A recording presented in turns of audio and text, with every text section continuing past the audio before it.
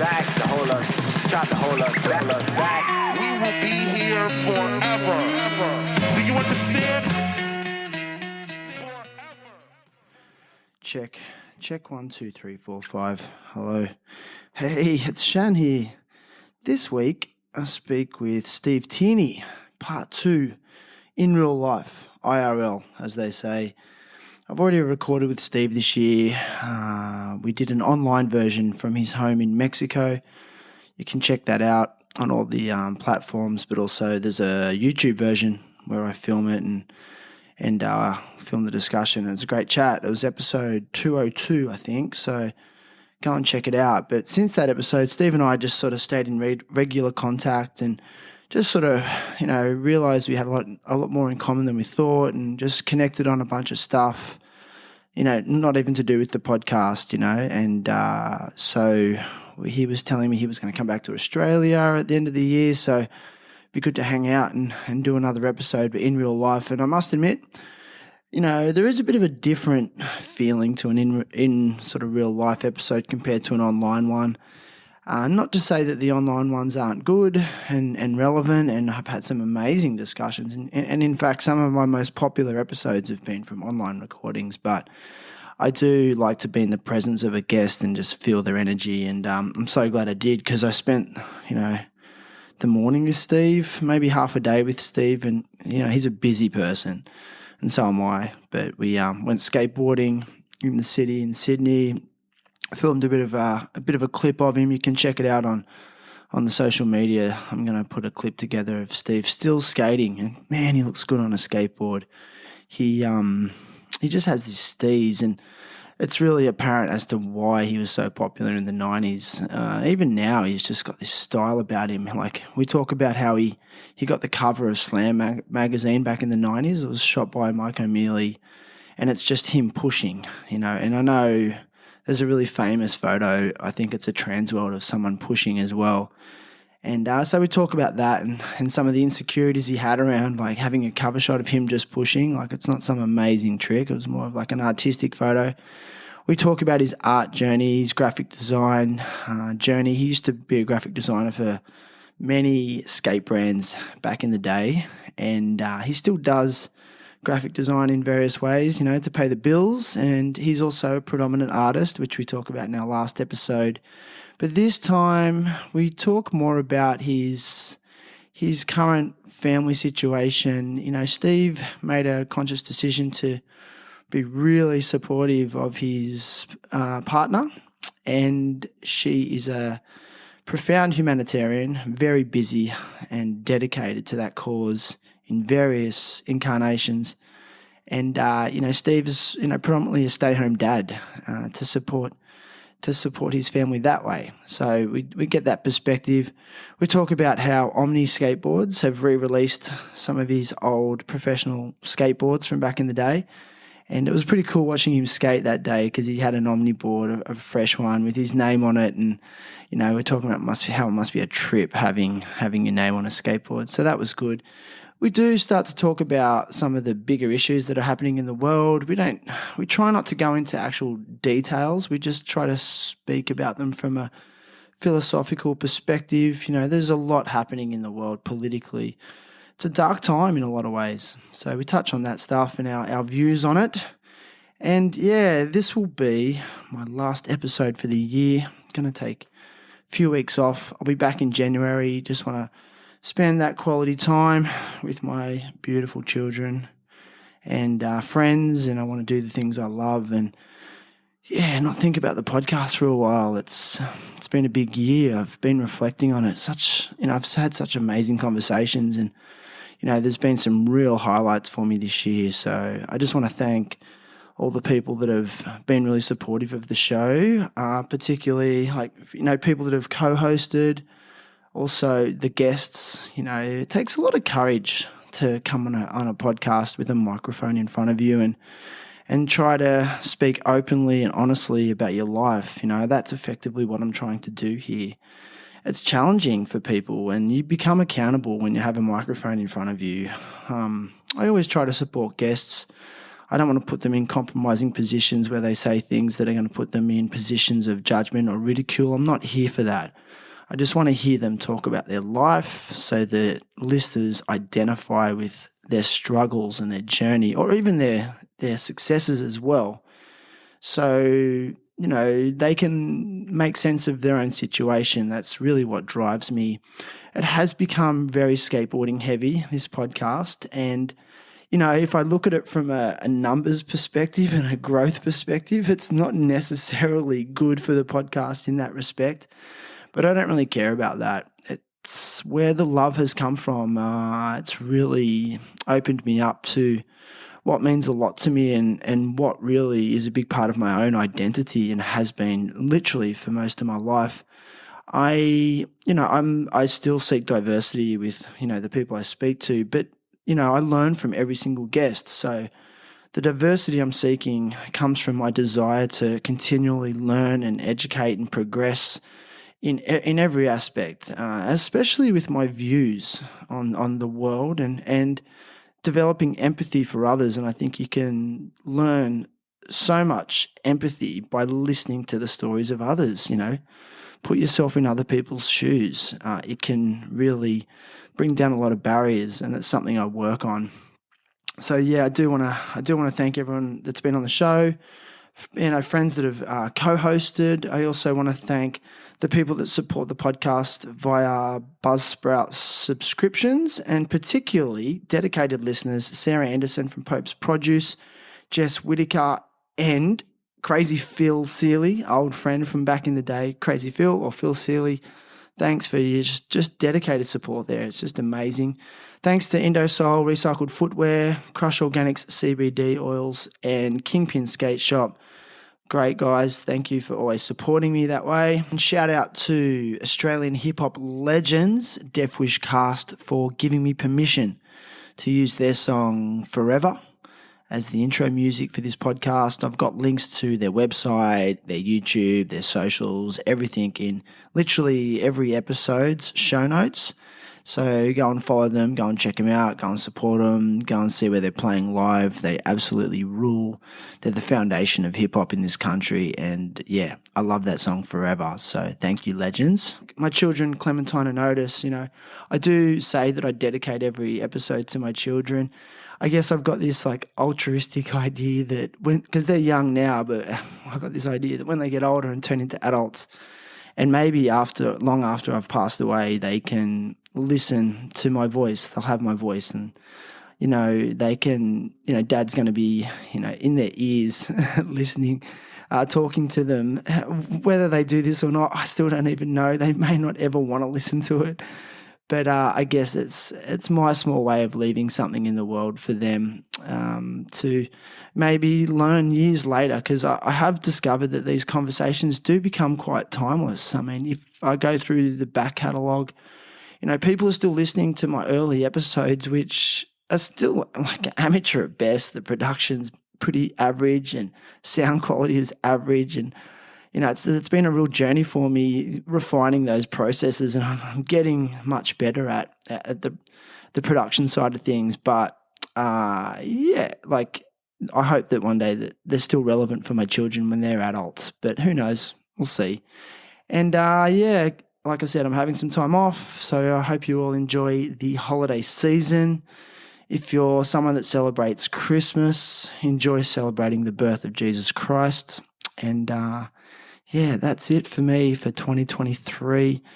I just know 2024 is going to be a good year, so enjoy. Tried to hold us back. Get what I'm saying. Tried to hold us. They tried to hold us vain. Tried to hold us back. What's in vain?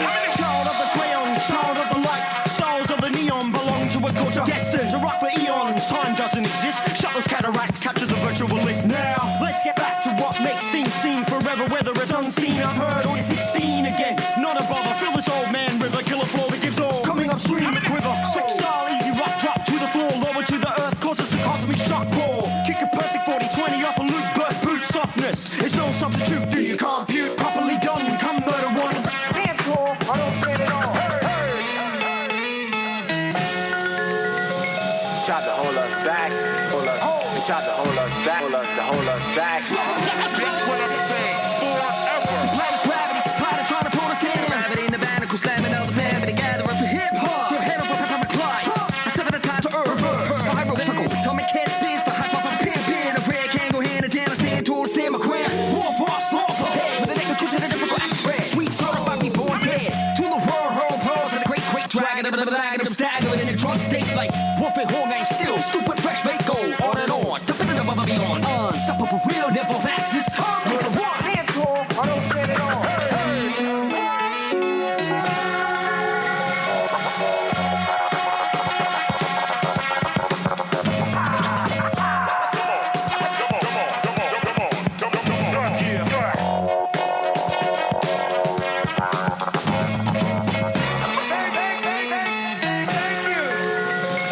Tried to hold us back, tried to hold us back, they tried to hold us back for some fame. We will be here forever. Do you understand that?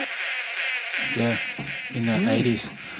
One of the first, like, she reckons, and I wouldn't say she was lying in any way, it was the first Australian all-female rock band, like punk band. So she believes that. Yeah. Really? How does she know? What's I mean, she obviously basing there could have been others, but at least, like, they were doing gigs and stuff around, and I guess she knew the scene. Yeah. So best mother-in-law ever? yeah, hell yeah. You have to say that. Yeah, fully. But I mean, funnily enough, like, actually, yeah, he is love. Yeah. How are you and your partner finding the distance from elderly parents? What do you mean? Sorry, distance in Yeah, the living, like living the living overseas. distance. Yeah. Yeah, it's become more difficult recently, especially since having a kid. You know what I mean? I think before we were traveling, and you could say not living selfishly, but like living for ourselves. You know, not selfishly, but just like doing our thing. But more recently, especially, with having a kid, you start to think about family more and his needs, and then also our grandparents' needs. But also our parents are pretty cool. And I mean, my mum left England when she was young and never really went back. And so I've talked to her. She understands, you know what I mean? She always was. And to be honest, since I was really young, I was going out skating and I was never really at home. And I mean, my whole life I've kind of like not been hanging out at home too much, not been too connected to my family. Not connected. Like, my family's great and I've had a great upbringing, but just always wanted to go out and then come back and, you know, be there. But for sure, in the last couple of years, at least, my dad's got pretty advanced dementia now, and it's been 5 or 6 years of it. But for sure, just in the last year, being over in Mexico and talking to my sister, hearing things from my mum, just about things that they're not able to do anymore, and talking to him directly, I can just see he's dropped off heaps. Like, what are the key symptoms you're noticing? Well, just his mobility. Like, at least before, his brain was a bit gone, and he was, when we hang out, he'd be there in the room, but he wouldn't be talking much. He's very not sociable. And for someone who was so sociable when he was younger, it's really obvious. But now I'm hearing, like, just recently, one of my dad's best friends passed away. And I talked to my sister, actually messaged me and said, "Hey, did you hear Nick died? Did your mum tell you?" And I said, "Oh, no, she didn't explain. Like, I didn't hear about it." And then, they didn't go to the funeral because Mum thought it would be too difficult for him, because he's just not. He didn't even, when she told him, he didn't even really acknowledge it in a way. So, and then also didn't. And I think it might be too much for him to be in a room with all these people and not knowing what's going on. And also then it's difficult for her because he's physically difficult to move. That made me just think, well, maybe she needs some help. And also he's definitely just, because it used to be like she'd still go take him out, go down the park, go to family events. And now I'm starting to hear that that's not happening as much. So I was just like, well, she needs help for sure. I think that she's not, maybe not letting on as much. So what does that mean for you guys then? What does it mean? At this point, we're home for a while. We just flew back like 3 days ago from Mexico. We do try and come home for Christmas when we can, and we have come. We were back last Christmas and this Christmas again, and we were planning to come back anyway. But at this point, we're going to stick around for a while. When we left there just now, we packed up all our stuff and told everyone. Indy was my 4-year-old boy was in school there, and we took him out of school and said, "Look, we're sorry, but we're going to go home to Australia for a while. It's time to be with family." And what's interesting about Mexico is because their culture is so focused on family, everyone just immediately is like, "Oh, of course." Whatever, go with your family. Of course, be with your family. And it's funny, our culture is so different in that sense of like we're trying to escape family a lot, or so independent from family, and so seeing that, so we're back for a while. Yeah, it's funny in those cultures, the elderly are cared for by their families. Totally. What do we do? Do our elderly? Avoid it, don't we? No, well, we put them in nursing homes and get someone else to care for them. But we also get then someone else to care for our kids in childcare. Yeah. Oh, I know. That's the full-on thing I noticed the difference in Australia and Mexico, and because in childcare in Mexico, we've got Indian, like a preschool daycare thing, and he goes from 9 till 2.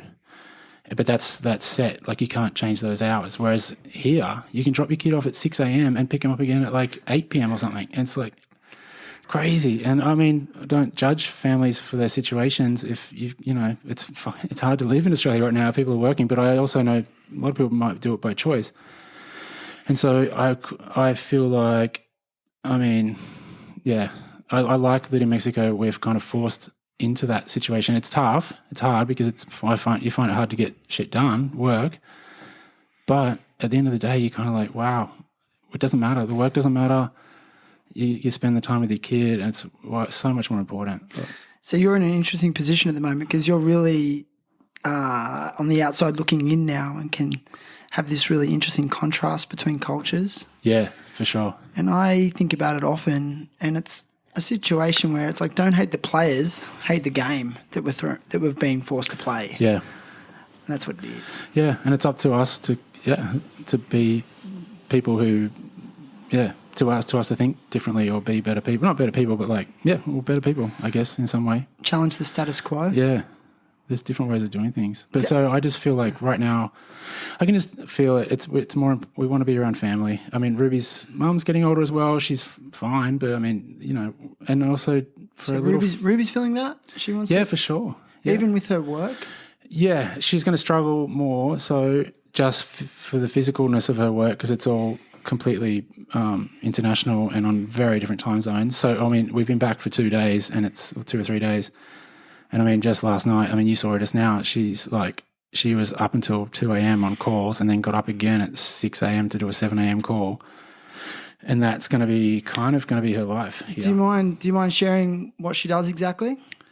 So she's currently like a consultant, but she comes from a human rights background. She studied human rights and political studies globally, but she works currently as a kind of a freelance consultant for a variety of different organizations, foundations, UN, and different people. And she's gotten herself in a position at a pretty young age, really. She actually was the director of an organization that was a young feminist group that was very kind of forward in its way of moving, revolutionary in its way of funding money or like grant making.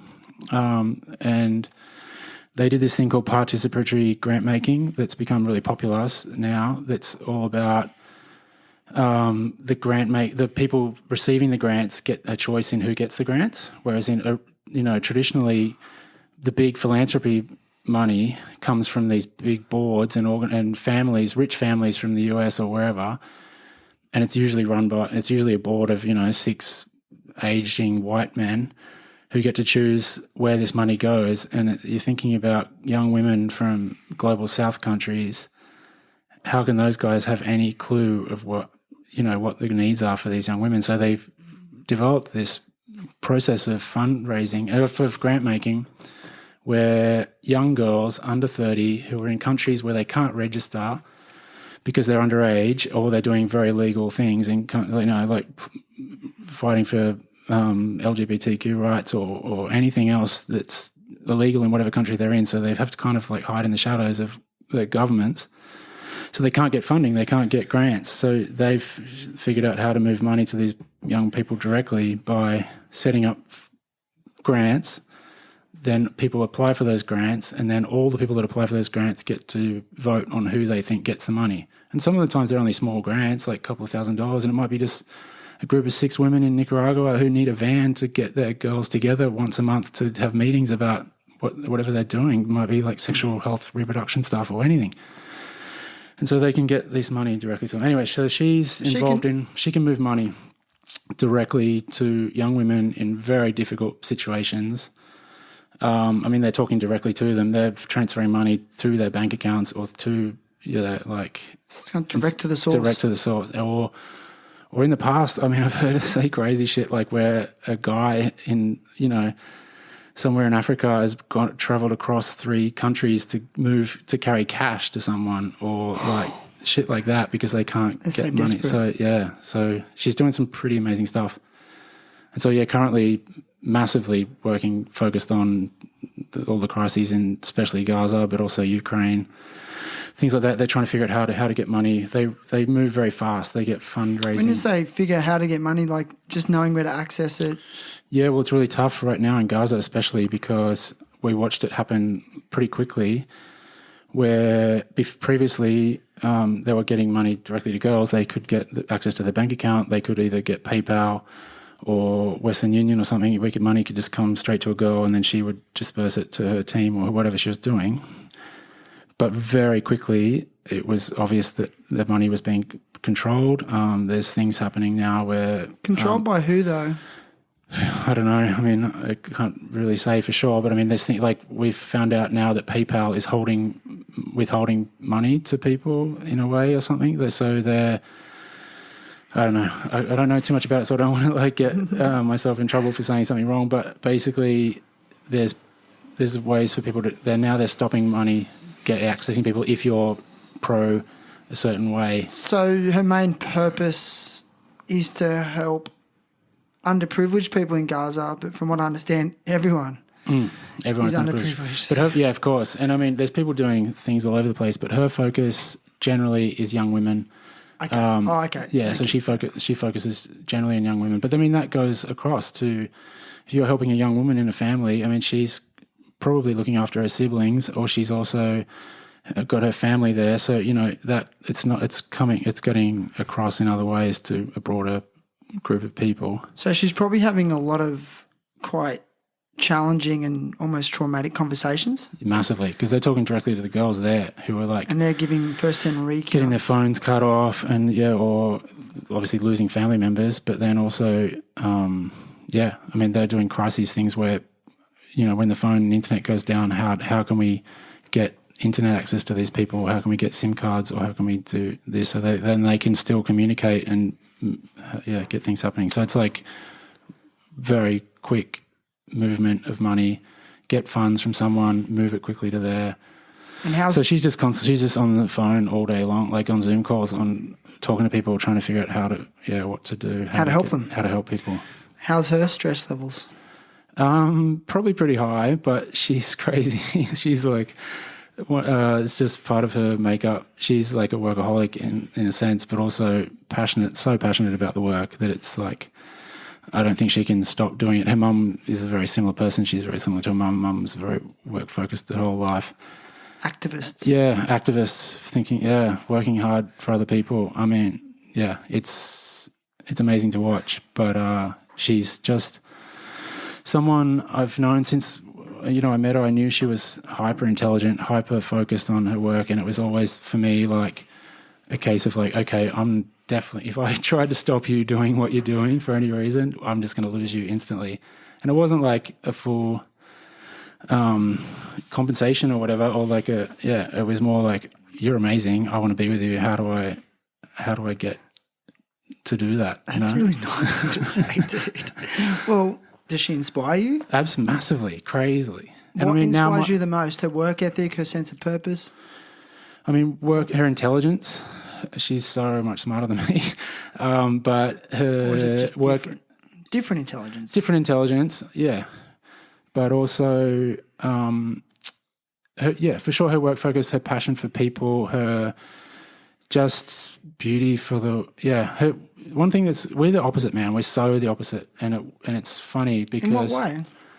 Well, I'm very like in our day-to-day stuff, but it's in a way it's what makes us work really well together. So I think what's made our relationship work so well is that we want the same things from life. So we're always heading in the same direction. We want, we're into the same things.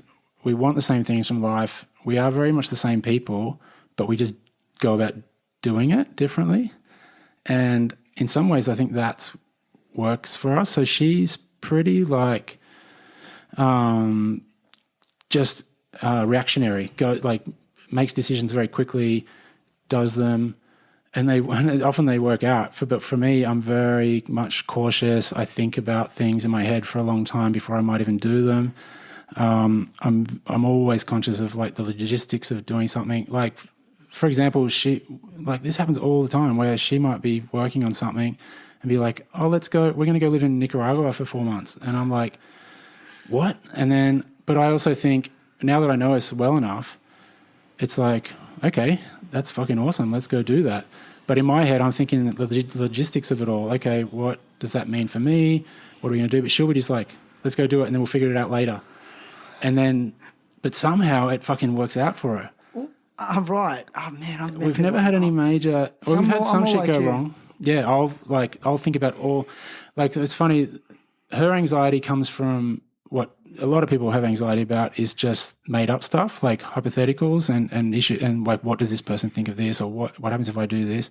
Whereas my anxiety is all much based on logistics. So it's like, if she says we're going to go do this thing, I'm like, my anxiety is like, okay, do I have enough money for this? How am I going to, do I have to drive a car? Do I have to fly a plane? Like all the logistics, whereas she doesn't think about that. She just thinks like, I need to do this, let's do it. And then her concerns will be more like the emotional stuff. I don't know. It's Have you ever done without in your life as a kid?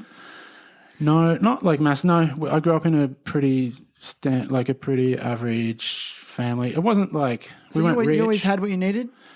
Pretty much. We weren't rich, that's for sure. But I was never really fully without, like, you know. Yeah, the reason I ask that is because generally people who know what it's like to do without are more that way inclined to want to make sure they've covered all bases and prepared. And I don't know where especially it comes in the from. Financial realm. Yeah. I mean, I had a really great childhood. Some call it a scarcity mindset. Yeah.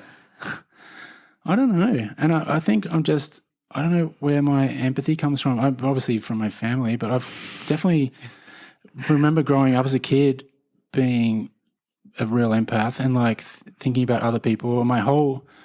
And in fact, that's a lot of my other anxiety comes from like doing things for other people and getting caught out. Like, I think I talked about this last time we talked, where I was like, I often find, you know, like why I prefer to hang out by myself is because I'll often do what other people want to do because I just feel like rather help them out than worry about myself. You put their needs first? Yeah, totally. Like your happens to me all the time. And most of the time it's fine. Like I'm not going to do anything that I don't really want to do. I'm not going to go rob a bank because someone tells me they want to do it. But if it's a basic thing, I'll do it. Sensible. Yeah, but obviously, and then sometimes I'm like, find myself doing something and I'm like, why am I fucking doing this? Like, it's totally for this other person. Like, yeah. Is it because you feel like your needs aren't valid? Or you just can't be bothered pushing your I just agenda. don't care that much. Unless I really care about it, of course, I'm not going to do something I don't want to really do. But often I'm like, and often like I've thought about it afterwards, especially when traveling and living in other countries. I've got excited for a long time in Mexico of doing collaborations with people because you'd often end up doing something you would never have thought to have done. Yeah. And I've done heaps of amazing artistic and creative collaborations with people that I would never have thought I got involved in. Some of them are really fucking annoying and like don't work out, and that's fine, but I'll still learn something about myself and about that other person, and I'll know not to work with that person again or whatever. But other times I've just done amazing shit that I've just like, whoa, how did I end up involved in this thing? And then it's taken me on another path to something else. And so sometimes it works out really well, and other times you're just sitting there in some situation where you're like, how did I find myself here? But that's still you learn something from it. So true. And I find the more I try to control and plan and organize, it's like what I actually want gets further away. Yeah. You know, and it's like the sayings, like sometimes life doesn't give you what you want. It gives you what you need. Yeah. And that's being in that state of surrender seems to be the magic zone. Yeah. And we're talking about inspiration from Ruby. I mean, I've thought about this a lot even before I met Ruby. It's like I tend to, because I'm so organized and so plan out my life, but I tend to do a lot of crazy shit in my life. Like skateboarding's taken me into crazy places that, you know, I would have never thought it would have done. But I tend to surround myself with people who are a little bit crazier than me because it pushes me to do the things I wish I could do myself. I wouldn't have traveled around the world for the last 12 years living the way I have if it wasn't for Ruby. She's forced me into thinking differently. Well, not forced, that's not the right word, but just inspired me into thinking differently because she challenges me. Like she says things all the time that I'm just like, what? No, I can't do that. But then we do it and it works out. And it's like... So is it a yin and yang vibe? Totally, massively. You're balancing each other out. So she needs you though as well to ground her? Yeah. Does she ever say that? Yeah, absolutely, for sure. She says that all the time. I'm like literally, it's a cliche thing, but I'm her rock. Like I'm there all the time. I can hold things together. I make sure everything, I'm the calmness in the storm, you know what I mean? She just goes off and does these crazy things and then comes back and I'll be there and I'll make sure everything's cool and if it's going to be ordered, I'll make sure life's going by with it. But also to that idea of me saying like, that inspiration that helps me do the crazy things that I might not have done. Like when I grew up, and I was talking about this last time, how I used to be pretty shy or quiet and not talk much, but Davo was a massive inspiration for me through that time because he was so hyper and so social and so out there. Me and him really bonded. We were super tight friends for a long time, but the inspiration he gave me and the things he taught me about, like, we were always out skating in the city, and then he'd be working at surf, dive and ski or whatever. We'd meet up and he'd come leave and we'd be like, oh, let's go skate. And he'd go, oh, no, we've got to go meet this guy. This guy's going to come with us. And it'd be just some random dude. And it'd be, for a second, it'd be like kind of annoying. But then I learned after a while, I was like, it's taught me to appreciate, like to meet new people, to listen to other people, to find out like people that are different to you. Because that was a massive teaching from Davo growing up. And he really, I owe a lot to him for bringing me out of my shell, so to speak, I reckon, in those years, for sure. Like, otherwise, yeah, he laughs about it all the time where he's like, man, you were so quiet, you never said anything. And then all of a sudden one day you just like came out and like, all of a sudden, yeah. We talked about it on the podcast last time. Do you think you were judged for that perceived quietness by some people, especially when you became a little recognised? Yeah, possibly. I mean, no one's ever said anything about it. Like, I don't know. To your face. To my face. Who knows? I'm sure people say, yeah, whatever they want behind your back.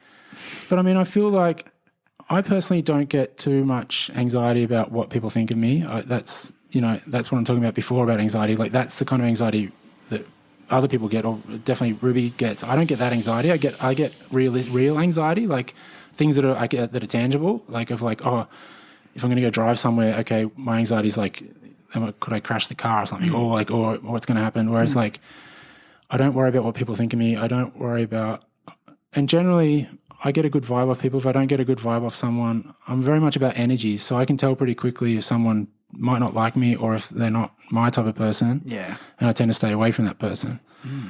Whereas, but then in the past, yeah, I don't know. I was just a very quiet person. Can I just delve a little bit deeper? I've been thinking a lot about the state of our world and the state of our societies, and it's a dark time, and there's a lot of pain. But instead of getting weighed down in the details, I've just been thinking about the philosophies, and I really feel, after giving it a fair bit of thought, I think so many of our societal and even global issues come down to the quality of relationships, on so many levels, and fundamentally, the quality of a parental relationship can be so detrimental to a human, and the knock-on effect can last for generation after generation after generation, perpetuating pain and hurt and things like that. So, and you're in a loving relationship with a young child. Where do you see the successes in your marriage? Oh, it's not a marriage, but your committed partnership. Our major success is the respect for ourselves as individuals. Like, So you're not trying to change her? No. Why not? because she's amazing, and she's so. But that's the funny thing is like our arguments are the same as anyone else. Like she does shit that annoys the hell out of me, and I do stuff that annoys the hell out of her. Like on a day-to-day basis, she would just clean up the house differently to how I would, but that's me. Like I'm very aware that the problems I have with her are my own problems, not her problem. Like, for her, she's fine, and for a lot of other people, she'll be fine the way she does things. I'll be crazy. Like, you go look in our cupboard. Like my t-shirts are all folded perfectly, like it's fucking General Pants store or something. Like perfect fucking cupboard, and her shit's everywhere. But that's like her, and that's me, and then that's fine, and it works, and I'm not going to change that. But I mean, very early in our relationship, I mean, it's a funny anecdote that I keep with me is that when I first met her, she was pretty much within 6 months of me meeting her, she was going to go live in Mexico for a year as part of like an exchange program for a uni. And she had a close girlfriend that went with her. And both of the girls were dating guys. So Ruby was dating me and another girl was dating this other guy. And they were going. And I was like, well, cool, I love you, but this is really exciting. Go do this thing. Hopefully I can come over. And we kind of broke up. We stayed in contact. But I let her, I didn't let her go. I don't want to say that, but I was able to just say, look, this is what you want to do. This is amazing. I'm not going to stop you. And also I appreciated my independence at that time because I'd just come out of a divorce and I didn't want to like get too tied up in anything. But the other girl's boyfriend tried to stop her going and was like, you can't go, or was very controlling and very much like jealous of her being there and was saying, oh, you're going to hook up with other guys and blah, blah, blah. And they broke up like pretty instantly. Whereas me and Ruby weren't necessarily together while she was away, but we kept in contact and we respectfully kind of were with each other in a sense of like emotionally, I guess. And then she came back and there was no guarantees of anything, but she came back and we got back together and we stayed together. So it's like that respect for the individual self is what keeps us massively, I reckon, has made us letting them continue. be who they want to be. Yeah. And we've had our moments. We've had a lot of time apart because she travels so much. And we've had weird, moments for sure. I think it's really good for everybody. It's really good for everybody to hear that. It's really, yeah. But that's a huge thing. Like, what about as soon as you try and change someone, they're going to want to go in another direction. Or that's like, it's going to, It starts to breed that resentment. For sure. What about throwing a kid into the mix? Yeah, I mean, that's a whole other thing. And we parent very differently. So we have to, we have to be careful with that. There's a funny, I don't know, I saw a meme or something recently about something like, cooking in the kitchen, because we can't be in the kitchen at the same time. Like, so it's like if I'm cooking. If she's cooking, she's cooking. Because if I go in there and see how she's doing it, I'll be like trying to do it differently, and the same thing. And it's like, so we just let each other be and ourselves. And when it crosses over, and we still, obviously we have our arguments, nothing's perfect. But the same with parenting, like we do things a little differently, but I think it's because our ultimate goals are the same. We want the same thing. So however we go about it, doesn't matter. Like we can let each other do that thing. We want the same outcome. So that's we have these stupid arguments, and at the end afterwards we're just like, well, that was fucking stupid. Like we wanted the same thing, and we'll finish the argument with, yeah, I agree with you. Like you totally agree with each other because you want the same fucking thing, but you're just like, why do we even argue about that? Yeah, it's hilarious. So that's a massive, that's how we work for sure. Those opposite things help us, but also make life interesting. You know what I mean? Like, fuck, life would be so boring if we were so similar. Like, so for example, like, making a fairly spur of the moment decision to not go back to Mexico anytime soon. We can do that. That's a big life decision for a lot of families. We just do that shit. And you just did it. Yeah. That's what I think about a lot is like, because we talk to people all the time and they're like even just recently when we were moving back and everyone's like 2 or 3 weeks before, oh, you packed yet? Are you ready to go? And we'll pack up and go like a couple of days before and just do it. And we were talking about this the other day. Like it's stressful. Those 3 or 4 days leading up to going is quite stressful. But to have 3 or 4 stressful days of like doing all that shit, to be able to live in Mexico for a year or 2 years or whatever, or to come back to Australia and live here in that time, it's totally worth it because we're getting these adventures and these stories and these life experiences. And it's a couple of days of stress to do that. And I know so many people wouldn't want to do that. Like our life gets completely uplifted. And what's funny more recently is our son's voicing his, he's against it a bit. Like he's pushing back on us. He's said a few times recently, like, no more planes, no more trips. I don't want to go anywhere. I want to go home to my country and have my. He's actually saying, I can't go home to my country. How old is he again? He's 4. He's been all around. He's been to like 20 different countries in his life already. I don't know. I was talking about this with you this morning. But he knows he's from Australia. He does? Yeah. Is it because he can't identify even with the other children in terms of looks in Mexico? Because he's like fair skin, really blonde hair. He's aware of it. He's said a few times, he notices there's a difference. It's not like he's judging them or anything, but I think it's great that he can see a difference and know that different people are different, like people from different places are different. He struggled a bit with obviously the language at first, but he's so resilient, like amazingly. He's way better at it than he thinks he is.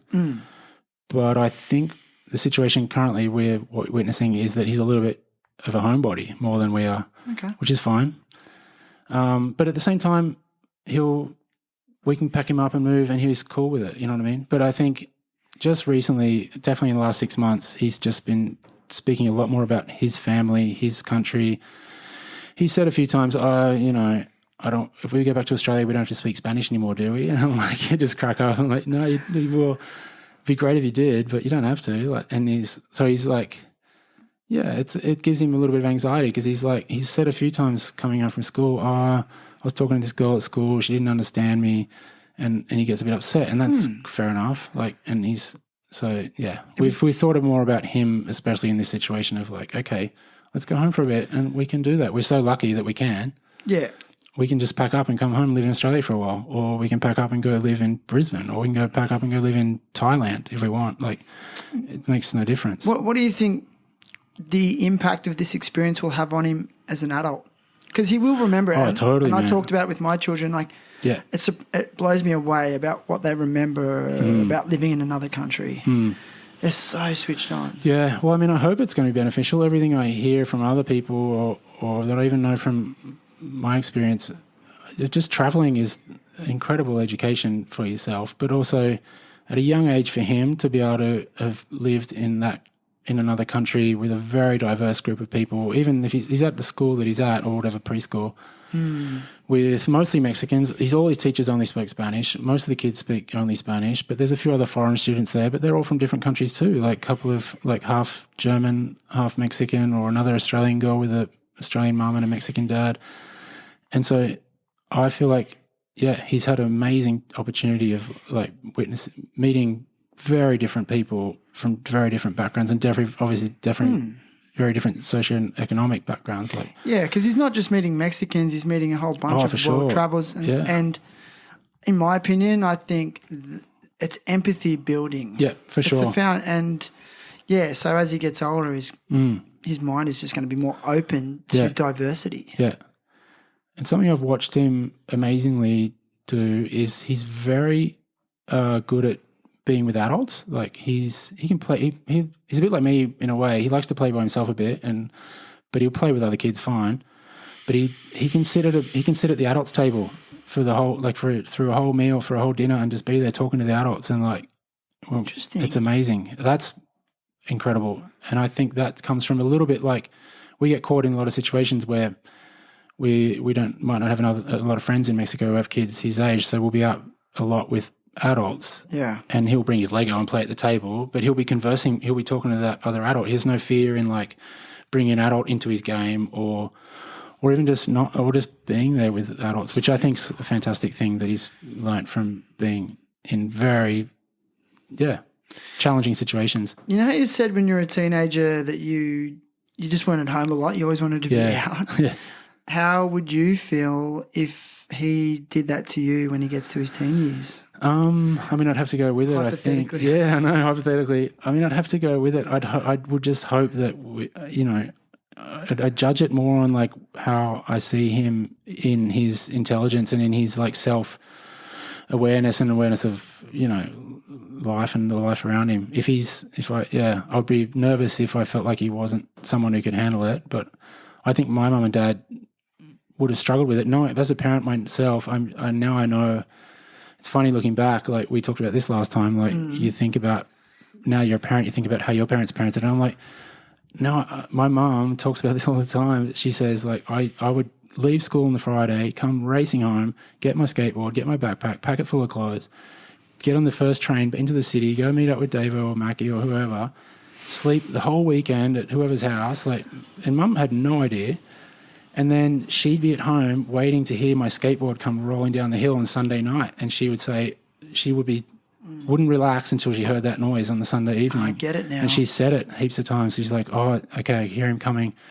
And then she could chill. And I totally get that. Like, I get why she would have felt that way. I get it. Like when I'm not with my children, Yeah. I long for them. Even if it's the day, Yeah. I long for them. And so I've heard those stories my mum would tell me when I got into my late teens, early 20s, and I'd go out partying all night. Yeah. And she knew I was due to come home. Yeah. But with no specific time, she said, I just couldn't sleep until I heard you coming in the back door. Yeah. You know, and But I was amazing like, that chill, they trust you to do that. Like you must have been in some way a trustworthy kid, No. you know what I mean? Maybe not. But I mean, my parents I was pretty, like, it's funny as a kid, I did get up to the same, it's funny how I got up to the same shit as a lot of my friends, but a lot of my friends got busted for stuff, like maybe smoking pot or something. And then I didn't get busted, but it was like, Did you do that stuff though? yeah, I was doing it with them. But my parents either were like cooler about it, because they must have known. If my friend got busted by his parents, like how did I not get? I mean, I might have got. I don't remember getting, really in trouble, but I do remember a couple of times my friend getting in trouble for stuff, and I was like, well, I was there too, and like. But I think, yeah, I guess in some way that maybe my parents instilled that in me very strongly, of like this sense of being an independent person and being strong-minded. But I was a pretty sensible kid. I did some stupid shit for sure, but nothing like.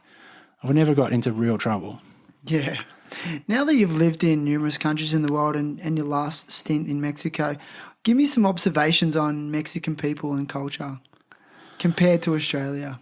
Well, we mentioned family, but what are their personalities and general vibe?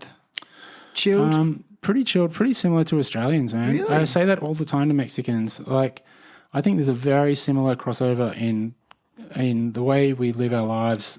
Obviously, climate and even foods and things that we get. Like, I'm often in a taxi and the taxi driver wants to know where you're from, and you get involved in this conversation. And as soon as they say Australia, they're like, "Oh, kangaroos." Like, and so what I find funny is like how they trip on bullshit. Yeah, but how much money Australian government must spend on our tourism campaigns, and how little the world actually knows about Australia, or how everyone just thinks. Yeah, that it's just kangaroos and bush, and we had the 2000 Olympics. That's basically the knowledge people have of Australia. Everyone thinks we're laid back too. Yeah, and do you think we are? No, I don't think we are at all. We're very paranoid and insular and naive, and it's a generalization, but no, Australia. Yeah, and for a long time I was a little bit bitter about Australia, but I think maybe getting older and as a parent and thinking about my family more, I'm probably appreciating it a bit more. But it worries me a bit coming home and thinking, people tend to not people.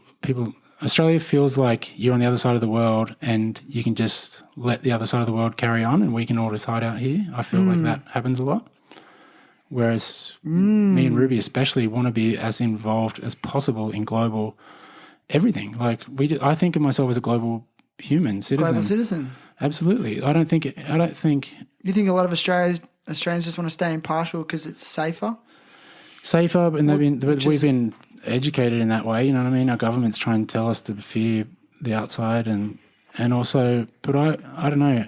For myself, I can only really speak for me, but I can't help but just think that we're all connected in some way. Like I'm very not nationalistic. I don't think of countries as different places. Like we've all got culture is different for sure. Culture is super important, and that's a beautiful thing that we're all doing different things, and we should all celebrate it and share them with each other. But the fact that I'm from Australia means nothing to me. I'm from wherever I am. Like my home is wherever I am at that moment.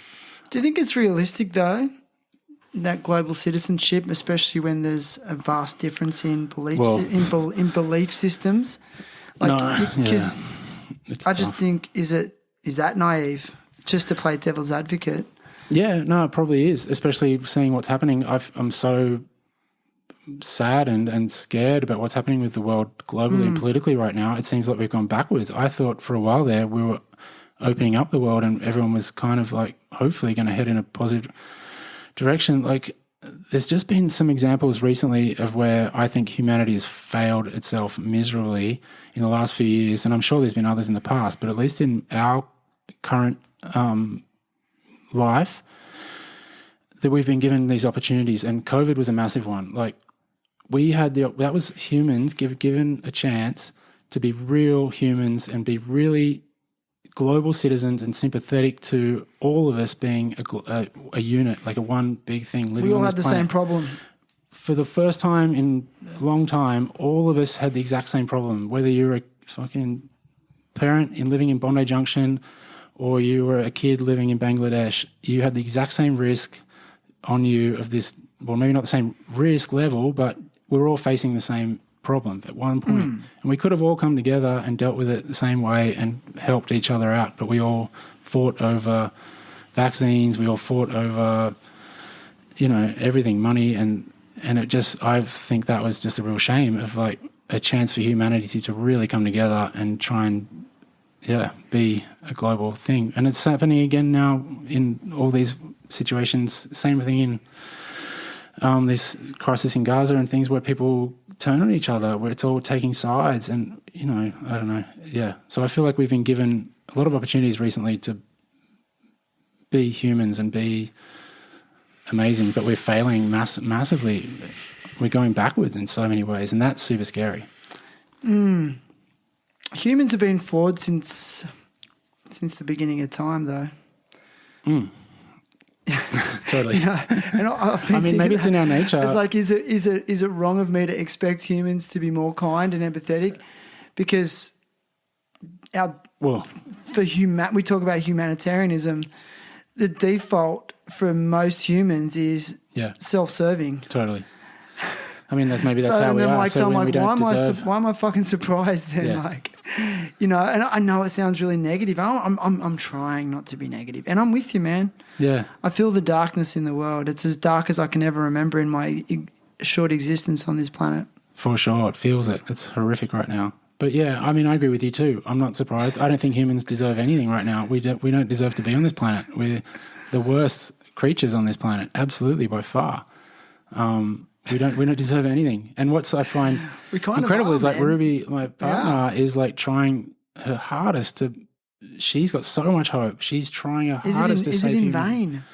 Maybe, but what else can you do? What keeps her going then? What else can you do? The hope that we can change, that we can be, and there are people changing. And you look at the protests that are happening now for Palestine and the things, and like there's a lot of people out, more than for like this is a massive global movement, but there's still too much. There's a lot of power holding it back for sure. That is on trend, but there's a lot of death occurring aside from that as well. Oh, absolutely. It's not just there. And that's the thing. Ruby's involved in many different things, and so is so much. Yeah, we were just talking the other day about West Papua. Like, do you know about? It's going through like the 60s. Yeah, it's a massive genocide. That's proper genocide. That's a real genocide, and no one knows about it. No one talks about it. Why do you think? I don't know specifically that one, but it's a control. Why is it not on trend? I don't know. Because I've thought about this. But yeah, it's interesting. But the thing is, I've talked to Ruby about this, and if it's not on trend, sure, and the Palestine thing is on trend, but what the hope is that by just Palestine being on trend will open up a global movement of just challenging our governments, because our governments are getting away with these power moves and oppressive situations and colonial situations of like colonialism situations that we're just sitting here allowing to happen. Does Ruby work on a notion of if I'm helping at least one person, I've done my job, like it's giving her that sense of satisfaction or to be honest, I don't know if it's directly that. I think she's thinking on a broader scale. No, I know, but I think she's thinking on a broader scale. I think she's thinking of a growing But sure, helping one person might help another one that will help another one, for sure. But I don't think she's thinking that necessarily. I think she's thinking on a much broader scale of like, we can really make massive change through, definitely by working with young people for starters, because, Yeah, I mean, you referred to the situation in Gaza, and I guess it's challenging when you have vastly different belief systems at a head. Yeah. How is that rectifiable? I don't know right now. It's. I mean, I don't expect you to answer troubling. that. I don't expect you we're to not. answer that question. Of course, I couldn't. No But one can. It's so troubling to see that there is that still. Like, why? And that's another thing about humans. We're not learning from our mistakes. Like, this stuff has been happening and happens over and over again. And yeah, it's there's my kid just walked in the door. So cute, timely actually. Yeah. Because I was thinking, look, I've actually been to 2 protest rallies in the last 2 weekends, one for climate change. And yeah, I wanted to educate myself more in regards to what's happening in the Middle East, and went to a protest march. And it's so deeply rooted and historical. I guess my view on it is that there's really, until there's a shift in belief systems, it's never going to change. But that's just one example. Yeah. And it is only a very small example. So I guess if I had to make a broad observation, it's never going to change until people change their mindset. Until we change our systems as well, and mindsets. How do you tell someone who believes in Islam to change their systems? No. How do you tell a Christian to change their systems? Yeah, I don't. You can't. And then maybe you shouldn't as well. Yeah. But I mean, I don't know. It's so interesting and scary and. But what's scaring you the most? That people Just think this way. That people we still ongoing death and destruction. Yeah, ongoing death and destruction of each other for no reason, for power. That's one example. Yeah, yeah, of course. But across the board, I mean, hearing people talk, still focusing on money and economics. Like when we're talking about climate, like how can you possibly argue against climate with economics? Because money's not real. Like money's our made up fucking thing that we made up. It's so not real. We change the value of it every day. How can it's not a real thing? Whereas the climate is 100% real, and money's not going to exist if the fucking Earth decides not to. Well, none of us are going to exist if the Earth decides not to. So how can you put economics and money ahead of the actual world? That drives me insane that people argue that it's not the right time. Governments argue, it's not the right time to talk about this because money's controlling this situation or our current. So it's that I don't understand. I just don't. But I don't think economically. I don't think about money. Like I'm hopeless with money. Or I'm okay with money, but I don't have any savings. I don't care about money. Nothing I choose to do is based on money. I'll choose things. I love that you said that. But that's humans being humans again, though. Oh, for sure. And we're trained to do that. I mean, do you follow Mikey Taylor's Instagram? Do you know that guy? I used to, but he's become such a businessman and entrepreneur. It drives me crazy, but I'm so interested. No, just everything's focused around making millions of dollars. Yeah. How do you make this? Do you want to know how to make $1 million? Like, how do you buy a house on this? And it's like, man, to be that focused, your entire life is that focused on money and making money. Like, what the hell? Well, there's actually a proven money happiness threshold.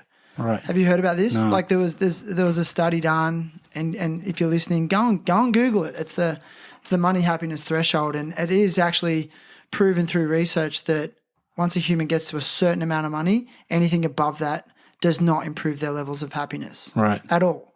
So it's really interesting. Yeah, and they give you a formula to calculate how much money you need to make you that perceived happy. Right? And I worked it out for me. I ask you a bunch of questions about the lifestyle you want to lead. And I think I worked it out. Really, my money happiness threshold is not that high. Right. It's really not that realistic. I was like, I need $1 million. I think I worked it out that, yeah, like $200K a year is like, there it is. That's my magic sweet spot. Right. You know, it's not the, I need millions of dollars, you know. So. Yeah, I mean, I definitely don't. I do get anxiety when I don't have money in my bank account a bit. Like all I need is to know I've got enough money to get me through that month to make sure my bills are paid. I don't need more than that. I don't actually have any savings whatsoever. Ruby has. Congratulations. Ruby has like a lot of money saved. You guys don't consider that shared money? Of course, but I mean, if you physically, yeah, it is our money. Okay. But I mean, it's her money that she earned, whereas my money. But we were talking about this earlier. Like our situation changed recently, where once Indy was born, that we made an agreement that her work is not. Oh, I'm not going to say it, but like her work is really important to her, and it's not to say it's more important than my work, but it's. I was just super excited about the idea that I could be a stay-at-home dad and be an artist and be a designer and still earn enough money to keep myself feeling relevant in the world or whatever, but just my focus became about being a parent, and so Dude, I love and not that that. her focus isn't about being a parent. She's an amazing mom, but it was like, so our money mostly comes from her side. But what I was just trying to say was like, I don't need a lot of money. Like I only need what I've got. As long as I can go get the things I need for him or for me or anything in life is all that matters. But yeah, I do. But what about the security? Yeah, I know. I think about that all the time. But then it's like, somehow you get through. And I mean, and then that's another thing about like cultural living in Mexico. And I don't think I do it because I've lived there, but all my friends in Mexico, not many of them have savings. They live day to day. Like they live Same in paycheck Indonesia. to paycheck. Like, Yeah. and it's not, yeah, of course it's good to have some savings and some backup, especially when you've got a kid in case anything goes wrong. But I mean, I've done everything else right. We've got insurance. I pay my taxes. I'm like, I'm living a pretty, I think a lot of people might be blowing money in other ways that, I'm not. As long as I've got work and money coming in, and Ruby's got work and money coming in, we share our money for sure. But yeah, I love that your satisfaction with adopting a stay-home dad role at times. Like I know you said it's not completely that, but I think there needs to be more of that. It is challenging the status quo a little bit. There's a lot of men in this country who just would never consider it. But yeah. Again, that time with children, For sure. Like put a price on it. I know you can't. You know what I mean? Like if someone said to you, like you have to stay with your son, how much, and we'll pay you to do that. Yeah. What would be your rate per hour? No, I know, You know what right? I mean? Yeah. Like, you couldn't value it. No, you can't. So Yeah. I don't disagree with that. I am in fact envious of that. Yeah, I was super excited about it. And so Do you feel though then the art and the graphic design is just helping you stay balanced and also stay, I guess, relevant within the art world? yeah, for sure. Not necessarily relevant in the art world, but just for myself. Like I need to be creative and doing these things. So, I don't want to stop doing that. But I also think even for Indy, like I don't want to give up everything and just be his dad. I want him to be inspired by me. Like, so I want him to see that I'm an artist and I'm creating this stuff, or I'm a designer doing this other stuff, or I'm a skateboarder going out skateboarding. And so I want him to get inspiration from me. I don't want him to just be like, oh, what does dad do? Like nothing. He just hangs out and plays with me.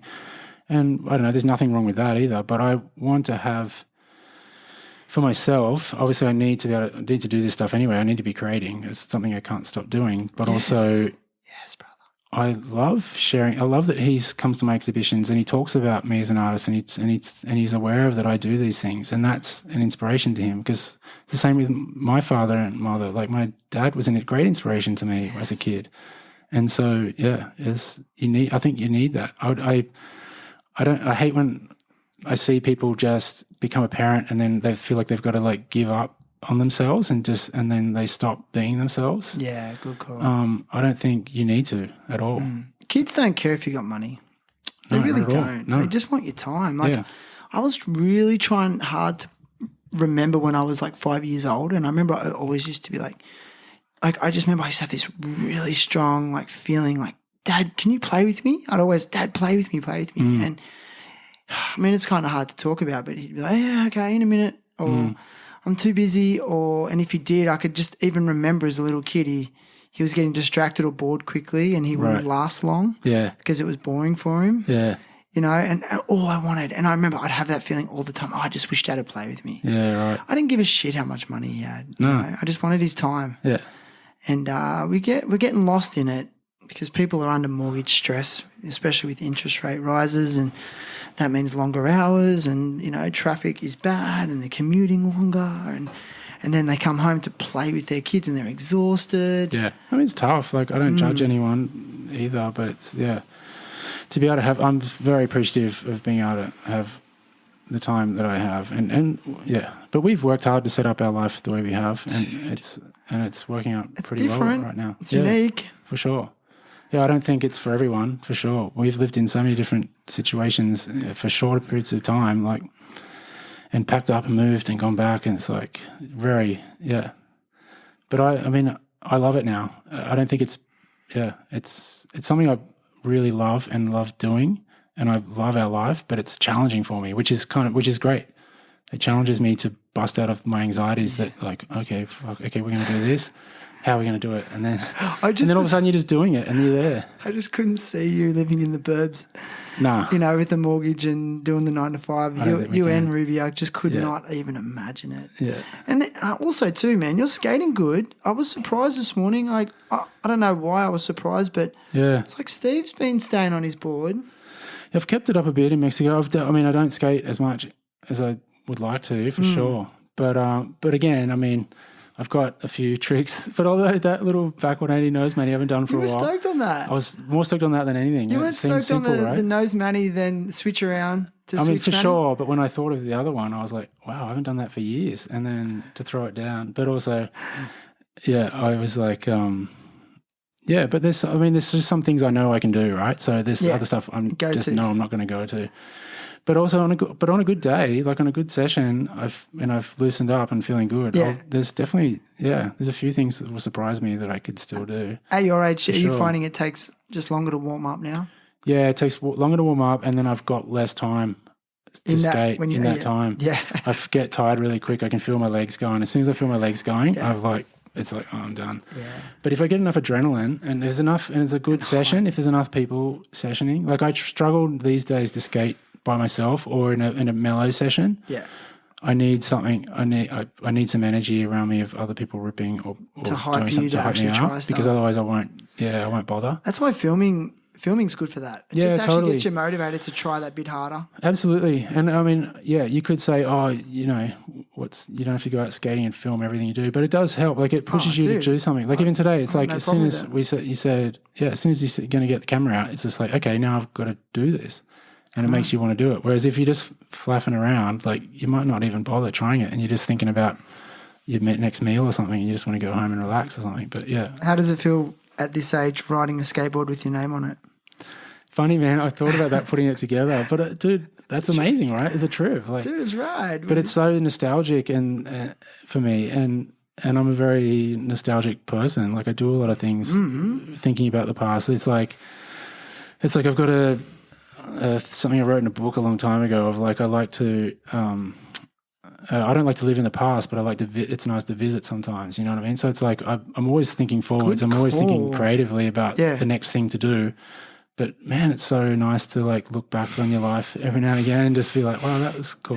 That's kind of the plight of a lot of old skaters. A lot of old skaters are living in the past. Living in the past, yeah. Yeah, myself I like to included. visit. Like it's awesome. And Nostalgia's putting that right. board together, it's like I think back. I got a package sent from Omni, and I think back, oh man, when he used to send boards to my mum's house in Engadine, like when I was 16, and how amazing that was. And the postie guy used to come and he knew me and he was like, man, you got another set of skateboards, like how, and he was like tripping, you know what I mean? Like, and you're a kid and you like go to school and you got a pro model skateboard, and so I think back to that and it's like, holy shit, that's amazing. And now I'm almost 50 and I have no shame in putting together a board with my name on it and going down the skate park. I'm not embarrassed by it. It's like, wow, this is cool. Like, how'd it feel? Like, was actually on a practical level, like you said, the wood felt different. Dude, the board's good. Yeah, I liked it. Yeah, I felt it. No, he's doing some different stuff. The fact is he still doing it in his garage? I don't know No, what his situation he is, had but a I think he's in the same place. He had a factory. It was a pretty big Factory. setup, and he's going off, man. Like he's going off, man. Like if you follow his Instagram, he's resurgence. going hard. He's like got all these presses. He's putting money. He's making wheels down there, I think now. Is he? I don't know where he's got his investment from or what he's done, but he's putting a lot of money into it right now. And it's amazing because he's the only guy, he's pressing boards in Australia. Like no one's doing that. Keep it local. Yeah. Buy local. Yeah. Yeah, well, me and my friend were talking about how the price of skateboards have never really changed. How weird is that, right? I've talked to people about that. But Is there anything else that I know why hasn't it done is. that? It's because we're getting them manufactured in China. Yeah. And they're getting mass produced under cheap labour. Hmm. So I'm sorry, that's dark. Let's like For sure. I think we need to keep that money in Australia. Like support someone like Carrie. But if you consider how things increase in price, like no one, as if any kid's ever going to be able to pay $400 for a skateboard if things like had gone up equivalently. Maybe $400 is taking it too far, but if anything, they've gotten cheaper, right? I remember boards being around $100, $110, right? And but now you can get one for $60 easy. Yeah, or you can like always get a blank deck. discounted board, and that's it. And like even if you want to ride the top brands that usually they're full price, so they're $140. FA or something is like maybe they never change. Yeah, they cashing in. Only because that's just like for the cool They can, kids. yeah. But if you want a good quality board, like even like your Bakers, like Baker boards and stuff like that, I mean that's my sort of go-to. You can still pick them up for $80. Totally. You know? That's something I can't understand except to say that how could they increase the price because kids will never be able to afford it? Is there any other sport that What's the solution then? hasn't gone up? Well, I don't know, because how do you run a business as a skateboard producer in reality? No, that's a good point too. You never, So that's why I guess everyone branches out into shoes and other products that make real money. Yeah, I mean, it must be the skate, like having a business in the skate industry must be the toughest thing to keep going. Oh, for sure. Anyone who's managed to stick around. Yeah. That's why I'm always blown out when you have like skate shops that are skate only. Yeah. It's like, how do you survive? Yeah. You know, and like I was talking to Joey Lyons, he's like, yeah, shoe sales. Yeah. Totally, right. Because everyone wears shoes. Yeah. And everyone loves skate shoes, you know. Yeah. Well, I mean, interestingly, talking about boards, because, I used to design boards for everyone, right, back in the day. So, can we touch on that again? I know we talked about last podcast. Like, what were you doing? there was a point where it was like I was doing, well, probably didn't cross over that much, but I mean, I did, early in the day, I did my own boards for Omni. I did all of time skateboards. I did Criminal. And there was other people helping out. Blair was involved, and like Marty Baptist and Wade. A lot of the people did graphics, but often I was doing the end product. So I was like prepping stuff for art because I had the design qualifications. So I might be getting an artwork from Wade, which was just a scribble on a piece of paper, and then I'd have to turn that into a printable artwork, like a printable graphic, right? So I was considered maybe the art director for a bunch of companies, But then a bit later came along Hoon, and I was doing all the stuff for Hoon mostly. And there was a guy from Melbourne, Andy, and then Blair did a bunch of stuff as well. But I was probably art directing in terms of like creating their ads and doing all the design-based stuff. Hoon, Amnesia, a bunch of stuff all along the way. And yeah, I mean, interestingly, so I've maintained a relationship with Chris Yeo, and actually like, so I just did some graphics for him just now. Amnesia. Yeah. And Did you? Yeah, we just finished him. He's got to be one of the most OG skate brands, really. For sure. Yeah, just if you think never about stopped, it, Ben has Cox he? and stuff.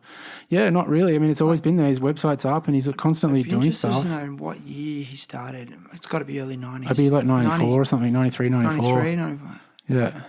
Maybe even earlier. Maybe. But I mean, that was cool. And the great thing about Chris is, because when I was doing graphics for, someone like Hoon, like Andrew Curry at Hoon, or even Time, like I said, I was often, I was making up some graphics myself, but often I was just art directing and helping and being a designer. So I would often not necessarily do the graphic, but prep it to be able to be printed.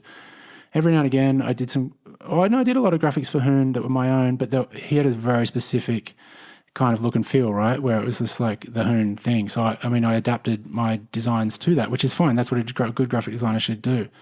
But with Chris, he's always loved my collage. And so I've done 5 or 6 series for him that have just been where he's just said, hey man, do you want to do a series for me?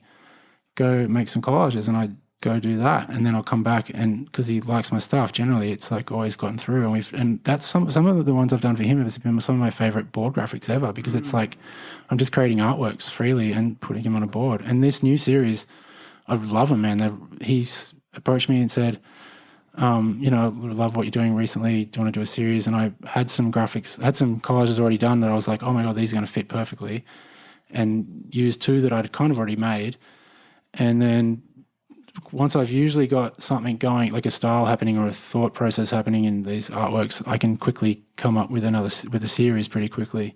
So I came together with 5 boards really fast for him. And they're awesome. I love them. I'm really happy with them. Dude, it's so sick. And funnily enough, like, he paid me some real money. Like, probably the best. I laughed at him. I told him, I was like, man, this is actually probably the best budget I've ever received from a skateboard series. Half the time, back in the day, you're doing it for free half the time, or for mates, or for free boards at least. And I mean, Curry always paid me, and for Hoon, but obviously it was always like, you're doing it on the cheap, because like we're talking about, like, skateboard brands don't have money, especially in Australia. Never. They struggle so hard. So he came to me with a real budget, and I was like, oh, okay, all right, let's go. Let's do these quick. And it was like a real job then, because I was like, I can put it into my time. I'm like, well, I'm earning money doing this right now, so it's worth it's like doing. This is legit. Yeah, it's easy. It's always easy to get the job done, but at the same time, doing board graphics is so fun. Dude, I've been like following Curry on Instagram. I love his skate clips he's putting up. He's skating so good. He's back, because he injured himself, right? Like, Did pretty he? bad, I think. I think he had a bad injury a couple of years ago and set him back a bit, but he seems to be really back into it. Seems super focused and just having fun, and taking it's just the resurgence of dudes in their like late 40s and 50s ripping. Right. Insane. Yeah. Well, like, I love it. I'm so inspired by it. Yeah. I want to see maybe we should get Cuzza involved. I want to see a skate session. Cuzza, Darren Caney, Davo, and Shane Wallace. Oh my God, Shane Wallace. Shane Wallace and Darren are killing it right now. Like, they look like they're skating as good, if not better, than they were back in the day. And Davo's the same, to be honest. I mean, he's not on Instagram, so he's not putting up clips, but he sends me stuff regularly. He's not big on self-promotion? He's not, no. Is he just, do you think he's just, is it because he's burnt out? Because he was quite like in the spotlight for many years. Yeah. Like, is it just because now, just I don't know, I think he gets a bit of life? anxiety about it. He doesn't like putting himself out there a bit. He puts Self-conscious? Yeah, self-conscious. Judgment? Yeah, a little bit. But also, but at the same time, if you know him, he likes to get your feedback and put stuff out there. He'll send you stuff and be like, what do you think of this? Are you worried about judgment? Nah, man. That's one thing it's funny. I don't get anxiety about that at all. At all? What about the judgment of being on a podcast, for example? No, I mean, I will for a second. Maybe I'll think, well, I'll listen to this through when we do it, and I'll put it up, and I might hear a few things I've said that I'll be like, oh, whatever, that gives me a bit, whatever that kind of little blood rush you feel when you get a bit of an anxiety for a second, but it'll last for a second, and I won't worry about it. Because, I mean, what's funny is I've done things like this before, and I've done so many things in the past where I might have thought I would regret it, but then you don't get any. It's funny how I don't hear feedback directly. If someone's got something bad to say about me and I don't hear it, why do I give a fuck? Like, unless I hear it from them, it's like, then it's not going to matter. So I'm not going to put myself in a headspace of like, oh, I hope no one's talking shit about this, because then you get caught down this whole rabbit hole of like, so I don't put myself in that position. I can stay above it. I can put myself there for a second, and I'll be like, oh, no, I'm not going there. I'm not putting myself there. I'll go this way. And so that's helped me a lot. So I don't get anxiety in that way in general. From a personal development perspective, I really feel like this has been beneficial to myself and also guests I've had on the show, because I really struggled at first with like, oh, what are people going to think of me, and they're going to judge me, and over time I've really analysed and went like, I don't give a fuck what they think more and more, and like I can actually genuinely say that. And yes, I say things I regret at times. Yes, I'll say stupid shit. Then there'll be times that I've said stuff and then educated myself and realised I was wrong. Yeah. And had to accept that. And I mean, but that's fine these to do, are good things for development. It's really good things to do. And then that's why I've got so much respect for anyone that has the courage to sit with the microphone in front of themselves and speak openly and honestly. Yeah. And I just think if you're willing to do that, like I've got so much respect. But also if you're willing to admit you were wrong in something and then relearn, or even change your ideas, or your, like we were talking about before about, extreme situations of people beliefs, and in this current situation of crises globally and wars globally, like it's okay to change your position if all of a sudden you realize that something's happening that you don't believe in. Fucking good message. It's okay to do that. Good message. It's okay to change your position. Because that's going to help. If you're watching this thing happen, if you're watching millions of people be killed, and for some reason, and all of a sudden you feel like, oh, maybe I shouldn't be thinking this other way, or the other way around, whatever way, I don't want to judge. But if it's like, if you can figure out how to change your thinking, it's nothing, no shame in like change and saying, oh, okay, I was wrong about that. I can look at it a different way. But then I think the challenge comes from injustice, when factually, if an injustice has occurred, try to change that person's perspective. Yeah. And in my opinion, that's what's happening. I know. Over in the the current situation in Israel and Palestine. Yeah.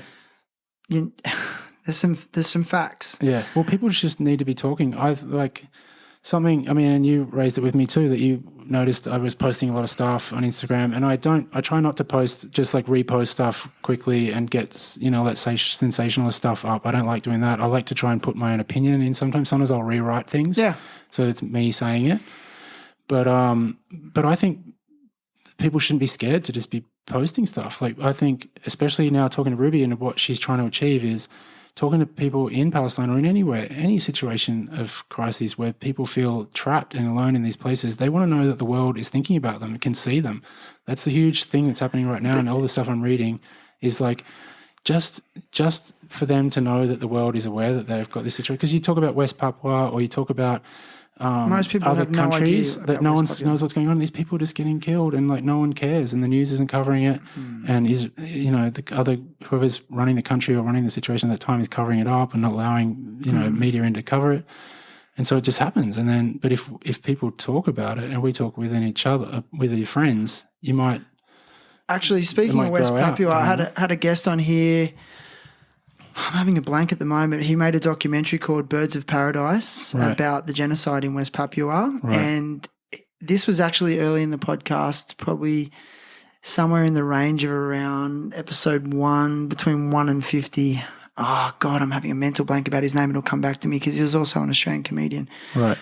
And go and look that one up and listen to it, because if you want to educate yourself about what's occurring there, this is someone that went and lived in West Papua and documented it and lived with the tribes and and practiced some of their tribal practices. It's so intriguing, and put his life at risk. So, and this is like, because this episode is going to be my last episode for the year, and it's been such an interesting year globally for me, and I've really felt the weight of the darkness of what's happening globally on me personally, you know, and I've like I said, I was saying to you before, I'm trying to think about it more philosophically as opposed to getting weighed down in facts and details, because you can go on the biggest rabbit holes with that shit. Absolutely, right? Yeah.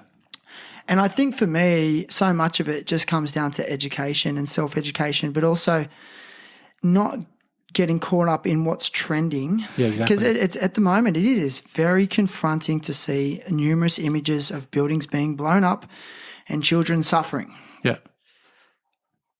But if you educate yourself and like try to educate whatever if it's the current situation in Palestine or Ukraine and Russia or the yes and no vote, you know, take the time to look at both sides of the argument, because there always is two sides to an argument, and then formulate an opinion. But then have an opinion. Yeah, yeah. But be willing to change your position. Like for me personally, I don't want to sit on the fence anymore. And I've been sitting on the fence, and in my opinion, if you sit on the fence, you become complicit. Absolutely. And I think that's something I really want, a message I want to put out there. Yeah. Educate and formulate a belief system of your own, and I may not agree with you, but have an opinion. Don't be complicit. Yeah. Take action. And that's what I learned about going to these rallies. Yeah. And it doesn't have to be violent. It doesn't have to be militant. But coming together as a community and standing for something is affirmative, and it's what not enough Australians are doing, in my opinion.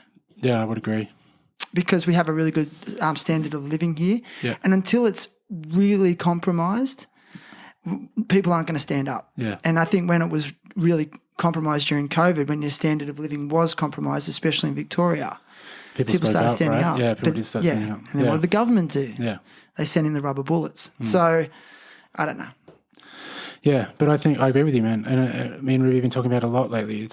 It's important for people. You don't have to be an expert on it. And I know it's scary for people to put things up and feel like they might get judged on it. But it just put up your feelings. Like if you're a human and you've got a heart, you must have a feeling about it in some way. Of course, we're all busy in our lives and we've got our bills to pay and our kids to take care of and we've got things to do. But if you actually care, like just talk to your friends. You don't have to put a post up on Instagram. You don't have to be involved in all that bullshit.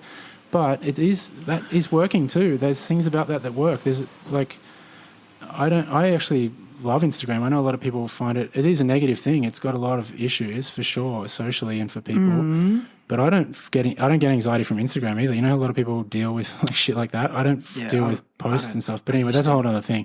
But all I would say is like, people should be talking, even if you don't feel fully confident, because you might learn something from talking to another person, or you at least just talk from your heart. Like, just say what you're thinking. Like, and accept that you might be wrong. Like, that's been the hardest thing for me. And people are just so scared of looking stupid, especially on Instagram. But I do feel like there's got to be a more tangible way to show people who are suffering that you are supporting them. I know it's very convenient. It's very easy to reshare something in that moment. And it's like, hey, I'm supporting this cause. No, I know, it's difficult. And you feel like it's not doing anything. But often, like sometimes it is more than you think. Okay. For sure. Yeah. Interesting. And another one that's been really powerful for me is like when I'm not sure about an issue, like to talk to people that are actually heavily invested in it. Like maybe talk to, like someone like Ruby, like who's actually on the ground running with this stuff. And when the yes and the no vote was happening, there was a lot of conflicting information. Yeah. So I spoke to my friend who I respect and admire, who I know has done vast amounts of community work in the Illawarra. Yeah. And just spoke to her, and she works in she's involved in politics down there, and just got her view. She's seeing it on the ground floor. So for sure, that's a great thing to do. Yeah, like you said the other day, too, you talked to Adam Bant and you're at that thing, so which is like a great thing to do. And you might not agree with his politics either, but it's just like if you go at that rally, try and find someone who is in the situation of knowledge of it, not just like anyone, but try and find someone who's got some knowledge and get their side of it. It's funny when you're in the. Oh, excuse me. Go. Oh, then just get your opinion based on that. It's funny when you're in the presence of like a leader. You can see him on TV and also social media posts, but when you actually feel their energy and be around them, there's something different. Right. Yeah. This is someone who lives and breathes their cause, their purpose. Yeah. And has made all the mistakes and has been wrong and has been embarrassed and has to and keep showing up and they're fucking badass. Totally. It's a tough gig, man. It's a super tough gig. You can look at someone like Adam Bant, for example, and he's got glasses. He looks like a little nerd. Totally right. But dude, he's powerful. Right. And like we know we have mutual friends who are powerful, but one thing I've learned is like don't mistake meekness for weakness. Yeah. It's not weak. Well, he's got a tough gig, man. Like the Greens are really fighting. It'd be interesting if they ever get any real power. It's going to be, that's I can see your reluctance to go there. It's super interesting. We're very close friends with Jenny Leong, who's a local member here in Newtown, and she's a force. Like her and Ruby worked together years ago, and I watch them. But I'm super interested in that political situation. But what I find super interesting is what's happening now, where you see Labor's in and Albanese is in, and all these people like Penny Wong and stuff, but. And you hear them talk before they get into an actual position of power, and then you hear them talk when they're in the position of power. Like, how those things change. So it's a way tougher gig than where you can think it is. But it's also, a time for humans to get some balls and like try and make some changes, because we can't keep going back to our errors. I'm sorry, the system, the structure's fucked. Like it doesn't work. The only thing that does work is people power. Well, for sure. When people come together, that's when change happens. Yeah. If you're counting on a government to do that, fucking good luck to you. Yeah. I've never been someone who's politically driven, but when I hear the policies of the Greens Party, it just speaks to me. Like when they say, let's tax properly tax coal at the highest rate because, those profits are going to foreign investment. Let's tax it at the highest rate and keep that money in our country and support our economy, or invest that money in renewable energy sources as opposed to continually cutting into the earth. Yeah. and that just makes sense to me. Totally or when they makes sense, say right? let's decriminalize all drugs Yeah. and support addicts because they are mentally unwell. They're not criminals. They're just people trying to survive through self-medicating, and they have to do it through a black market with undesirable characters selling drugs. Yeah. That makes sense to me. Totally. Things like that. And I think as I get older, I'm becoming more passionate. And when I'm talking a lot now, but I don't give a fuck. No. Having kids, you start to think about the future. But when I was at these rallies, I noticed two interesting things. A large proportion at both rallies were elderly people. And I said to this old chick, I'm like, why do you even care? Right. And she's like, because I'm old enough now to see the patterns repeat themselves, and I'm fed up. Yeah. And I'm not even worried about the world my kids are growing up in because they're in their 40s and 50s. I'm worried about my grandchildren now. Yeah. And it just doesn't sit right with me. And another one I noticed, that was a very large contingency from the LGBTQ community at both rallies. Yep.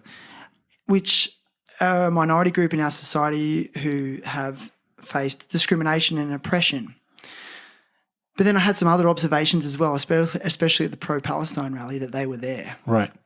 And my observation was that it's very nice that they're supporting Free Palestine, but I couldn't help to wonder how they would be treated by Hamas living under Sharia law if they were in that country. Yeah. That was something that just sort of stood out to me. I was like, which you could say that it's very noble of them, because they suffer discrimination and oppression in our country. What sort of discrimination and oppression would they suffer under a Sharia law? Because that's what Palestine is. It's under Sharia law. Yeah. But also you got to think about everyone in that country. Like, it's not just that. Yeah, I understand what you're saying. Sorry, it's a bit of a tangent. No, I know, but you hear what you're saying. But there's a lot of people talking about that. If people are throw they? that around. Is that a common combination? Yeah, but it's also just a fight for human rights, like in general. Like, it doesn't matter. They're not picking anyone right now, or at least what's happening with the bombing. Yeah, and of course, there's the law that happens in Palestine, but Palestine's not. Anyway, I don't want to get involved in that. But to summarise that is what the broad standout was just the coming together of people for a common cause is never a bad thing. Exactly. Well, actually. Well, depends the cause. Depends on the cause, but generally it's a good thing. Yeah. If it's got the right motives and to save lives. Yeah. Again, like, this is where you say shit that you feel like you're a fucking idiot. But whatever. Yeah, but it's all part of the journey and part of the learning. Yeah, but this is what conversations should be. People should be having this not just on a podcast, but with our friends and talking like that. Like, we right now, of course, this has been recorded and it's going to go out to people, but we should be just considering it as if we're just talking. Like, and other people should hopefully listen to this and think they can have the same conversation, because I'm not going to go into the history, the political history, or the religious history of like that region in any way, because I'm not an expert on it. But as a human with a heart, like, I'm watching what's happening, and it's just like, you can't help but have some kind of like opinion or feeling or thought about it. So. And if we all talk about it, we might all come together as people of power, and there might be triple the amount of people at that protest rallies. And then once it gets to huge amounts of people, the government can't not listen. True, man. Well, someone wise said, if you want to change the world, you got to start from within. For sure. And I think that's pretty profound. And whoever that was, someone legend, might have been Buddha, who knows. Yeah. But going back to, you said, like, the microphone thing, like, do you find, like, the microphone's making you accountable for everything you say right now? Yeah. How does that make you feel? That's fine with me, mate. Yeah, I mean, I won't think about this. I'll listen to this a couple of times, and then I won't be worried about what people think of it, even if people do contact me in some way. But I mean, I'll live by my words. I won't regret anything I've said. That's for sure. Yeah. But again, like the fact that we've sat down and planned to do this, and it actually makes you really think about the conversation. For sure. And that's why I think, like, how often do people actually take the time to go, we're going to sit down and we're going to have a really engaged conversation. Yeah, I know, right? They don't. You don't. And if they do it at a pub over beers, it's not. I don't think it's legit. Yeah, it might not get anywhere, and then it's just you get more. Yeah, for Yeah, sure. People too busy. So that's what I like about this. No, same, man, and that's why I like doing it with you. And it's not about a focus on me in any way. I like the idea of what you're doing as just people talking. I love it. Like the conversations I'm hearing, I'm listening to other people, and some of them are just like conversations. Like there was a couple of the other. I listened to one recently. I was just like, oh, that's just a cool conversation. It wasn't anything mind blowing or controversial or anything, but it was just like this person has interesting shit to say. And yeah, it was that kid. What's his name? The Ripper Ray. Marley Ray. Marley Ray. You listen to Marley Ray. He was great. I'd never heard of him before, dude. I didn't even know who he was. He's the dude. And He's he's the guy. an interesting kid. Like, well, he's not even a kid. But I know you kept saying that, but he's like a dude, and he's got a cool story, and it's not like, crazily. Speaking to him and recently Poppy Star Olsen, I'm like, future looks bright. Yeah, You know, they're like really way more switched on than when I was their age. Yeah. I was such a dipshit at 23 years old. You know, Yeah. those guys are like, no, I don't drink much. Just really want to like, that's funny. look That's after my happening health. with young and- people, right? Like being more health conscious. And they're like, they really want to be supportive of one another. So, you know, this is some good stuff coming out of the next Totally. generation. Dude, it's been so epic, man. Thanks, man. It was a great day. Great morning. It was a good morning. Really quick, just a bit. We haven't talked much skateboarding at all. Yeah. Do you watch many clips? Do you stay up to date with what's going on in skateboarding? I do, but only with people I'm probably got some interest in. You know, I mean, I've got a few favourites that I'll keep an eye on. But Any Sodi predictions? I have no idea what's going on. So, oh, you mean is Jack O'Grady down for it this year? Well, I don't know. Like, it's everyone's dropping their clips now. Do you feel like Sodi's just turned into like whoever just drops it at the sickest part? I feel like of the last year that was that for sure. Like, and it was just Yeah. like that was ridiculous. What happened between what's his name? Who's the, Ty Shan. yeah, I mean, I love him. Yeah. But also, I love who's the other guy? Ty Shan and Niger, right? So the parts that Niger dropped were 'Cause everyone's insane, voting, like yeah. insane. But I also love Louis Lopez, man. He's one of my favorite skaters. But I knew he probably wasn't going to get it in some ways. What's the because- popularity comp? Yeah. I mean, and that really. But I mean, stood out. Tyshawn's like out another level. Like, but I appreciate Niger for sure. I know he cops a lot of shit, and but he's all over the place. I need Jake Phelps just to come But, and go, no, this is skater of the year. Yeah, I know, right?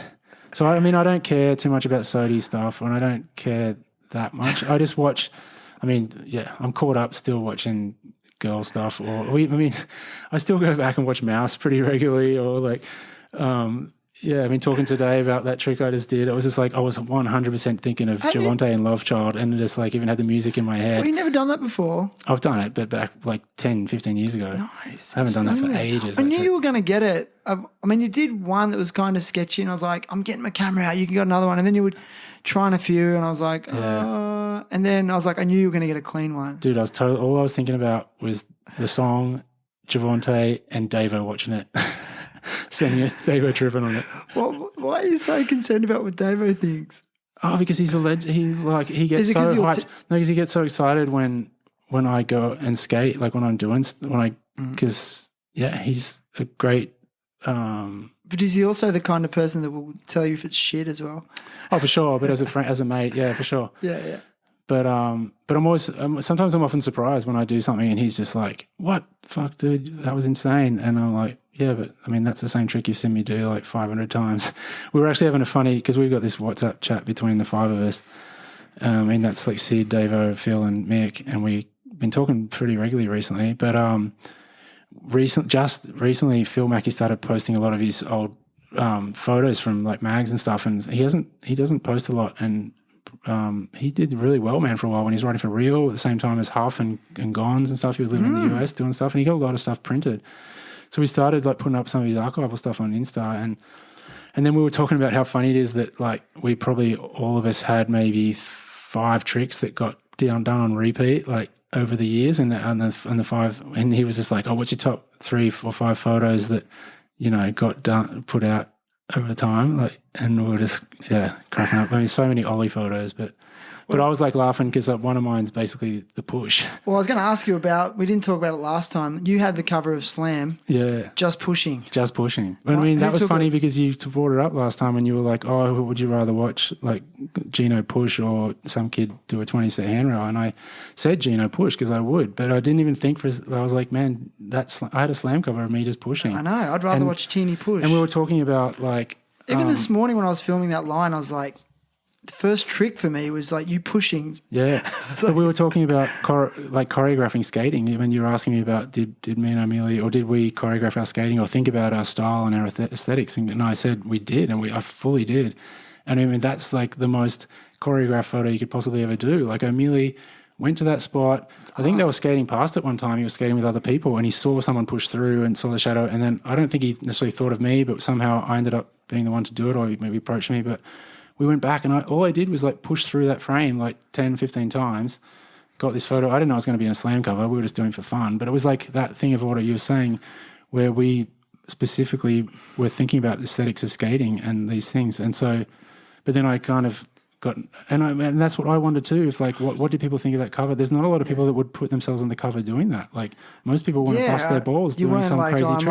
Am I going to get ridiculed for this? Like, what a soft. No, but for me, that was the best cover I could possibly have because I put a lot of honestly, I put a lot of thought into how I push.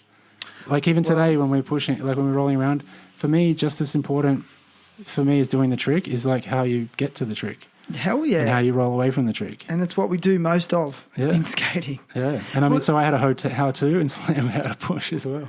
Damn, Amelia's got such a good eye. Oh, dude. And was that inspired by the old Transworld cover? Yeah, for sure. Was it Transworld or Thrasher? It was a Transworld cover. Who was that? Because it was under a bridge and it was like a big shadow. Yeah. It was a Grant Britain photo. Yeah, okay. I forgot this guy's name. Wasn't Neil Blender, was it? No. It was, shit. I can't remember his name. If you're out there, yeah.